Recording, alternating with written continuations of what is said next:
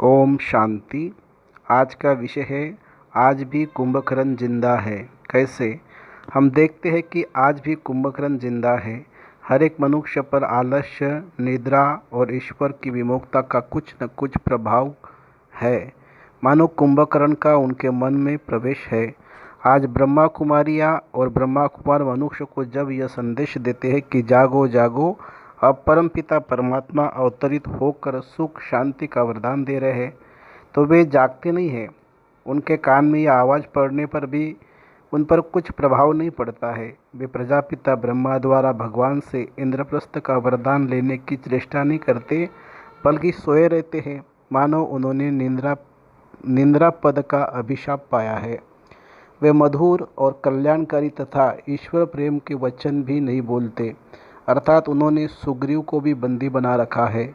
वे राम के मिलन का आनंद नहीं मनाते, बल्कि धन की मदिरों के अथवा मान शान के मदिरों के 200 घड़े पीने में मस्त रहते हैं। और तो क्या, वे राम की अथवा भगवान का विरोध करते हैं, अर्थात विपरीत बुद्धि की नाई बरतते हैं। और जो लोग भगवान के ज्ञान ध्यान में तत्पर हुए राजऋषि अथवा भगवान के कार्य में लगी हुई वानर सेना है, वे उन्हें भी मारने को अथवा कष्ट देने को दौड़ते हैं। फिर ऐसे भी तो लोग हैं जो ज्ञान का घोष सुनने पर जागते हैं, परंतु एक दिन जागकर फिर 6 महीने सो जाते हैं, अर्थात 6 महीने तक ज्ञान लेने का अथवा ज्ञान जागृति का नाम भी नहीं लेते हैं। तो क्या यह कहना सत्य नहीं कि कुंभकर्ण आज भी जिंदा है?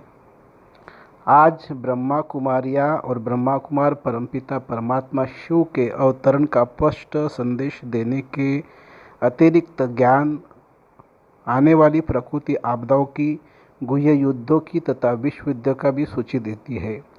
परंतु इन सब को सुनकर भी लोग अनसुनी कर देते हैं। वे कहते हैं, बहन जी, इसमें हमारी रुचि नहीं है अथवा अभी हमारे पास समय नहीं है, अर्थात हमें और निंद्रा में सोए रहने दीजिए। इतना ही नहीं, बल्कि वे काम रूपी विष 200 घड़े पीना चाहते हैं। क्या ऐसे नर साक्षात व साकार कुंभकर्ण नहीं है?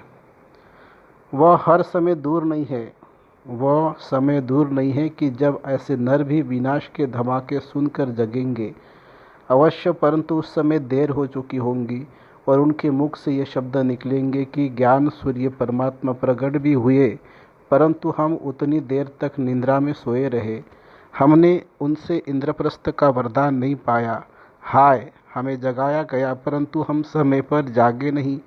अब हर एक सुनने वाले को चाहिए कि अपने मन को टटोल कर देखे कि कहीं उनके मन भवन के किसी कोने में कुंभकर्ण सुस्ती, निंद्रा, अज्ञानता, अहंकार रूप मद, ईश्वर विमुखता आदि आदि के रूप छिपा तो नहीं बैठा है। यदि छिपा बैठा हो तो आज ही रावण इस भाई का अंतिम संस्कार करके, उसका दाह संस्कार करके योग अग्नि में द्वारा इसे राख कर डालो,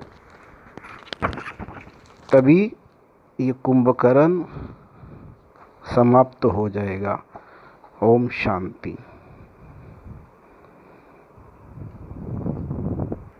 हम पिछले कई वर्षों से निराकार परमपिता परमात्मा शिव द्वारा उद्घटित रहस्यों के आधार पर घोषणा करते आए हैं कि भाषा भेद, मतभेद, राजनीतिक तथा आर्थिक मतभेद, धर्म भेद, प्रांत भेद आदि के आधार पर गृह युद्ध होगा, जिससे इस कलयुगी देह अभिमानी आचार भ्रष्ट सृष्टि का अंत होगा।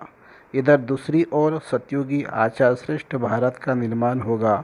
अब भी यदि कोई सचेत हुआ तो उसके दुर्भाग्य, तो भगवान आ चुका है और तुम कलयुगी कुंभकर्ण की नींद में नहीं सो, भगवान की पुकार सुनो। भारत के द्वार पर भगवान आया है। अच्छा, ओम शांति।